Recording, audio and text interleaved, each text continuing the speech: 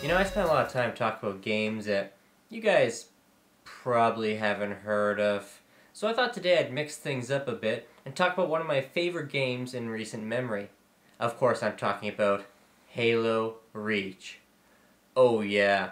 Look, games just don't get any better than this. There, I said it. Halo Reach is a masterpiece of game design. But don't take my word for it. Check this out.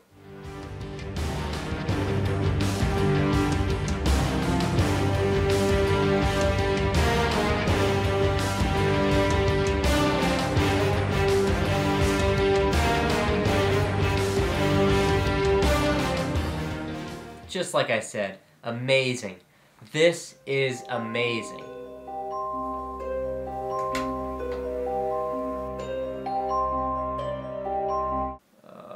Maybe if I just ignore him, he'll go away.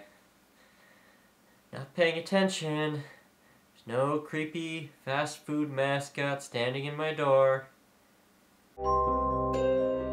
There is. Look, dude, it's not like I didn't review his game, you know? We looked at Sneak King last year. I didn't even hate it that much. I'm probably the only guy that gave it a lukewarm review. You want me to play your crappy racing? He wants me to play his crappy racing game. That's what he wants. Okay. Pocketbike Racer.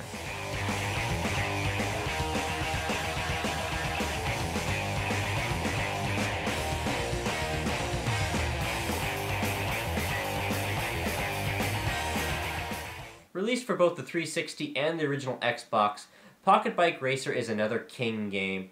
These were games made by Burger King. Yes, that Burger King.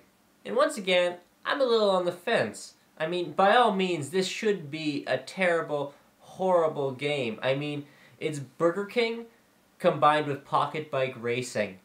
Pocket bikes, you know those stupid little things people ride down the street on? You know, they look ridiculous, like clowns? Yeah, those things. I hate those things. So why is this game decent? Almost seems as if people put effort into it. Shocking, I know. Who would put work into something called BK Pocketbike Racer? Anyway, the game plays a lot like your average mascot-themed racing game, such as, you know, Mario Kart or Crash Team Racing. Just replace the carts with the stupid pocket bike things.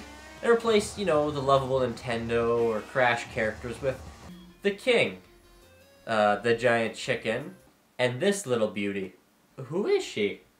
Why is there a girl in a smoking hot Joel Robinson-style jumpsuit riding a mini bike with the King? This makes no sense to me. Like, am I supposed to know who she is? She's, like, prominently featured on the cover of the game. Oh, and instead of racing through the Mushroom Kingdom or any kind of cool tracks, it's a BK parking lot, or a construction site, or the King's private garden. They're odd choices for levels. I mean, the BK parking lot especially, I mean, you could actually just race in the parking lot on a pocket bike in real life, so I don't get where the appeal is here at all. But having said that, I am a fan of the actual track design. These weren't just lazily thrown together circuits. There's different branching paths and shortcuts and ramps and jumps and places to do tricks. It's fairly well thought out. And the tracks are long too, so I guess it's kind of a budget game. You've got a lot of content here. The game has all the modes you'd expect. There's a Grand Prix, time trials, and a battle mode. I mean, it's the full package, just the full Burger King package. It's a supersized combo with the fries and the larger drink and a double patty Whopper. That's what this is. It didn't have to be. It could have been a kid's meal. It should have been a kid's meal, probably. I mean, if I was a coder or a programmer or whatever, and they told me, hey, make a game based on Burger King, I'd be like, okay, you want a mini game, right? No, we want a full-fledged racing game, you know, with a create a character mode. Yeah, this game has a create a character mode. It's not very good. In fact, it's extremely limited, but the fact that it's even there boggles my mind. You can even share your character with other friends over Xbox Live. Hell, you can race them over Xbox Live. There's even a matchmaking feature, except of course there's no one online right now. So the only way you're going to play with other people over the internet is if you have them set up ahead of time. And you can somehow convince them to play Pocketbike Racer with you. You can show them my review where I'm saying it's not so bad, but something tells me that's not going to change their mind and they might just rather play Halo Reach some more. Anyway, the gameplay modes. I'd like to go through a few of them in detail. First of all, the Grand Prix. Different difficulties. Who would have guessed? They actually have the 50cc's, the 100cc's, and the 150cc's. And you go through all 6, I think, tracks. And it's tough. Maybe a little too tough, actually. Now, you guys are probably going to stop listening right now. But I'm just going to put this out there. I like the item system in this game better than Mario Kart's. I know it's crazy, but just hear me out on this, okay? It's kind of like Diddy Kong Racing's item system, where it's not based on luck, but rather hitting the right item and choosing when to use it. You know, you can hold on to it and make it stronger, or use it right away in a weaker form. Throughout the tracks, you'll find these cones, and if you drive between them, you add to your item bar. Different color cones add different amounts. So, you know, lower on the bar, you'll find, you know, the oil slicks, or a simple rocket. Later on, there's the homing rocket. It's strategic, and it doesn't reward players who suck, which I love. Now, if you could translate that into a better racing engine, I'd be happy. Because a lot of the items aren't actually going to help you that much, because the other guys are just that much faster. And sure, there's the boost, but that thing's impossible to control. The only time I would ever use it is on a straightaway, and even then, it's a little bit too much to handle. Anyway, look what I got. Amazing, right? You guys remember these? These are amazing. When I was a kid, I used to go Burger King, and I'd go, "Mommy, I want a crown now." And I'd get my crown, and I'd be so happy. And I'd wear it until the cardboard was just this crinkled mass. Because, you know, I think deep down, every boy wants to be a king. Royalty. Have servants bending to your every whim, sit in your giant throne and talk pretentiously. Like this. I am the greatest man to ever walk the earth. Ha ha. But I digress. Of course you want to hear about the time trials mode, right? Sure you do. It's weird. It's like everything else in the game. It's not what you'd expect.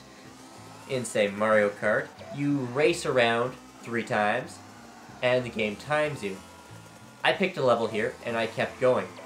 So is it just go indefinitely until you fail to hit the checkpoint in time? If someone knows better, please fill me in. You know, if there's like a Pocketbike Racer expert watching this. But where time trial sucks, battle mode rules. I could actually see myself playing this with people. This is cool. It's different than you expect. It is racing around on the standard tracks, not specific battle tracks, just the standard tracks. And basically, the person who hits 10 people first wins. That's it.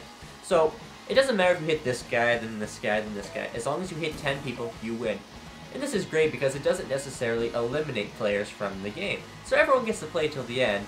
So if you have to buy a racing game and you really want to get your fix in, I'd recommend just about any other racing game, except of course for Radical Psycho Machine Racing, but we don't want to talk about that anymore.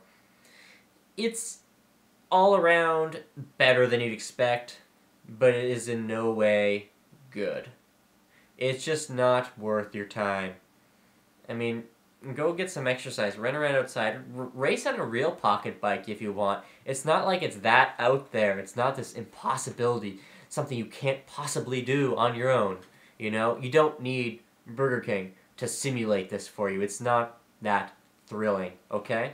In a way, I'm glad we reviewed the second King game. Now they're all done, we can get back to playing Halo Reach. Oh yeah.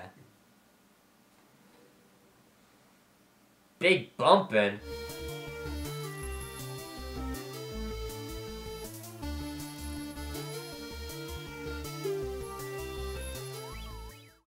The excitement of pocket bike racing, without the lower back pain, and without losing your dignity. Well, I guess if you're playing this game, you might be losing a bit of dignity anyway.